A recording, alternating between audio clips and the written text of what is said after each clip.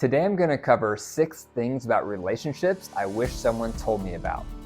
Welcome to the Dr. Wyatt Show. I'm your host, Dr. Wyatt Fisher, a licensed psychologist specializing in couples counseling. The first thing I wish someone would have told me about is that the honeymoon phase won't last forever. What is the honeymoon phase? That's the phase in your relationship that's about the first year and a half when you're madly in love. You feel incredible. Your partner is incredible. Everything is incredible. Nothing could go wrong. That's how it feels in the beginning. You're infatuated with your partner. There's a lot of affection. There's a lot of sex. There's a lot of emotional connection. There's a lot of quality time. Everything is perfect. That's the honeymoon phase. That's what gets you into that committed relationship. That's what makes you fall in love and eventually want to marry your partner because you're in the honeymoon phase. But I wish someone would have told me that doesn't last forever because there's seasons of marriage. After summer comes fall. Fall is when things start to cool off in the relationship. Needs aren't met as well. Some resentment starts creeping in. Then comes winter. Winter is when there's a lot of conflict, a lot of unresolved resentment. Needs are definitely not being met. For couples who dig deeper and work harder, they go into spring. And spring is when the warmth comes back. You start falling back in love again. Needs start being met. You start resolving some of your resentments. So it's important for you to know there's all these different seasons of marriage. There's 4 seasons of marriage. And so you're not going to stay in that honeymoon phase forever. It's inevitable. It's just part of the nature of being in a long-term committed relationship. The second thing I wish someone would have told me is there will be times when you want to give up. Do you want to give up right now? Are you feeling hopeless? Are you feeling, what's the point of staying together in this marriage, in this relationship? I know exactly how you feel. I have felt that in my own marriage through the years. We've been married since 1999. So we've had a lot of ups and a lot of downs. And I can remember during those down moments, during winter, where everything inside of me wanted to get out. Everything inside of me wanted to divorce. And so in those moments, you have a choice. And that choice usually comes down to, am I still willing to work at this? Is my partner still willing to work at this? And if the answer is yes to both of those, don't give up. Dig in deeper, work harder. Focus on the relationship. Reach out for resources. Do whatever it takes to improve your relationship, but don't give up. But it's normal to have times where you want to give up because relationships can be hard. They can wear you out. You can start feeling helpless and hopeless. And when we feel that for a certain amount of time, we naturally want escape. We naturally want to get out. But that's where your commitment comes in. You committed to your partner. You committed to them to be in there through the good times and through the bad times. So as long as you're willing to keep working at it and they are willing to keep working at it, do not give up. Number 3, you will hurt your partner and they will hurt you. I wish someone would have told me that. You're going to hurt your partner and they're going to hurt you. Most of the time, it's unintentional. They get distracted.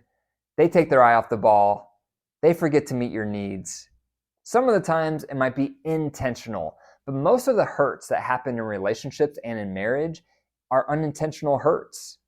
Just because we get wrapped up in our own world and we get distracted and we get too busy and we often take our eye off of our partner and we stop focusing on what do they need? What's their top needs? How can I make them happy? So it's inevitable. I wish someone would have told me, you're going to hurt your partner and they're going to hurt you. When we were first dating and getting together, I thought there was no way I would ever hurt my wife. No way that she could ever hurt me. But guess what? We both hurt each other. When we were going through difficult seasons, we had vicious cycles. Her behavior was hurting me. My reactions were hurting her. So we were hurting each other. And through the years, because of that dysfunction, we created walls to survive in our relationship. And finally, once we hit rock bottom and we started reaching out for help, we started deconstructing those walls. And underneath those walls were hurts, pains, things that we both made each other feel that was negative. So I wish someone would have told me, that's normal. You're human. You're imperfect. Your partner's going to hurt you, and you're going to hurt them. The fourth thing I wish someone would have told me is that resolving and addressing resentments is paramount. When resentment starts creeping in, and it will, everything else shuts down. Your body shuts down. Your emotions shut down because you're behind that wall. Therefore, if you don't address your resentments, if you don't attend to the resentments, your relationship's going to get worse and worse and worse because the wall between you is going to get thicker and thicker and thicker. And so that's something I wish someone would have told me, that one of the most paramount things you can do is continually watch for your resentments and address those resentments. How many resentments do you have toward your partner? A resentment is a complaint. A resentment is something negative you feel toward them. How many do you have in your heart toward your partner? Maybe you have resentments around parenting. Maybe it's around finances. Maybe it's around in-laws. Maybe it's around conflict resolution style. Maybe it's around communication. Maybe it's around emotional intimacy or sexual intimacy. The list goes on and on. There's so many areas that we share of life with our partner. And because we're different people and we're imperfect people, inevitably, it's going to create hard feelings. And when those hard feelings are not addressed properly, resentment creeps in. And when resentment creeps in, it's a poison.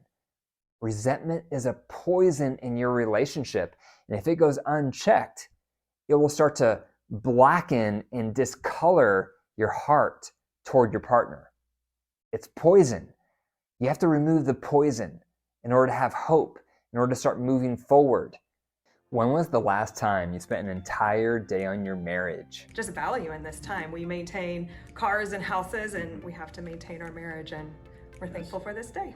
When was the last time you learned effective tools for your relationship? We're using a lot of the tools. I think we're communicating a lot better. Yeah, that was our biggest problem. Was after so many years, it was just like, I don't know how to tell him what I'm thinking. So you just shut down. I literally we didn't know how to communicate. There was nothing left. And it was just like, this is the end of the road. And now it's just like, oh, that's how you talk to each other. When was the last time you put your marriage first? Really appreciate the time that we took in the marriage retreat. Helped us bond. We would definitely recommend it for anybody who is struggling a lot, struggling a little, just having questions, just unsure. I can see the benefit for it no matter what stage in your marriage you're at. Attend the Total Marriage Refresh and breathe new life back into your relationship. I hope to see you there. So I wish someone would have told me that. One of the most important things you can do in your relationship is keep an eye on your resentments and continually address and resolve them. The fifth thing I wish someone would have told me is learning your partner's top needs and meeting them is critical. Do you know what your partner's top 3 needs are? I call those fillers. Do you know what they are? Can you list them off right now? A lot of people can't because they're not focused. They're not even thinking about their partner's top needs. Or if they do think about their partner's top needs, they immediately dismiss those needs because it's not the same as their needs. Or because their own needs are not being met, they think, why would I want to meet my partner's needs when my needs are not being met? So the question mark is, do you know your partner's top needs? In the beginning, you don't even have to think about your partner's needs because you're automatically meeting them and they're meeting your needs. But over time, when you're married for a while, when you're in a relationship for a while, we need to be reminded. We need to be educated on what our partner's top 3 needs are. Then you have to learn to meet those needs sensitively and consistently over time. And the more you do that, the more your partner is going to be open and receptive to meeting your needs. We all have needs. It's involuntary. It's part of being human. Your partner has needs, and so do you. The question is, do you know their needs? And do they know your needs? And how much effort are you putting into meeting those needs? The more effort you put into it, better you'll get at it. This is why I developed my app, Keep the Glow, so that couples can communicate on their top needs so that they can meet those needs better. You will not have a good marriage unless you are consistently meeting your partner's needs and they are meeting yours. But remember, always meet those needs in a way that's also going to work for you. You never want to bend over backwards to meet your partner's needs, because then it's not going to be sustainable. So have a conversation with your partner. What are their needs? And then talk about your needs. And then talk about how can we meet each other's needs more consistently. That's the key to having a good relationship. The sixth thing I wish someone would have told me about how to have a good relationship is be open to constructive feedback so you can grow. I wish someone would have told me that. Because when you're in a long-term marriage or relationship, guess what? You're going to get constructive feedback. But we're not told how to receive that feedback. And because we're not told, we receive it as criticism. We receive it as critiques. We receive it as complaints. And what's our human nature going to do? We get defensive. We want to justify ourselves. We want to act like how it wasn't our fault, how we didn't mean it that way. It wasn't our intent. And that's a shame. Because in every critique you receive from your partner, every constructive feedback you get from your partner, most likely there's a kernel of truth there. There's something in the feedback for your benefit on how you can grow, how you can improve, how you can become a better version of yourself. Now, it doesn't mean all their feedback is accurate, because they may have their own issues that's getting triggered. It may have been circumstantial. It wasn't all your fault. But more likely than not, every time you get some type of constructive feedback, there is a kernel of truth. And so your job when you get that feedback from your partner is to look for the truth. Look for the kernel of truth. Look for the slice of their feedback that's legit, that you're guilty of, that you can improve in. If you can learn to have enough ego strength to be open to the kernel of truth in their feedback, you're going to become transformed over time. Because now marriage and your relationship has become a refiner's fire. It's becoming a tool to refine you into a better person. And that tool is your partner's feedback. So your goal when you get feedback is to think about, what is the kernel of truth in this feedback for me? What am I guilty of here? How could I get better? That's what I need to own, and that's what I need to improve in. So those are 6 things about relationship I wish someone would have told me about. Number 1, the honeymoon phase won't last forever. Number 2, there will be times when you want to give up. Number 3, you're going to hurt your partner and they're going to hurt you. Number 4, resolving and addressing resentments is paramount. Number 5, learning your partner's needs and meeting them is critical. And number 6, be open to constructive feedback so you can grow. Thank you for listening to the Dr. Wyatt Show. If you enjoyed the episode, be sure to share this with one other person.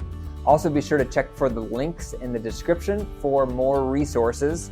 And remember, your marriage is alive. If you care for it and nurture it, it will grow. If you deprive it and neglect it, it will wilt and die. The choice is up to you. Take care.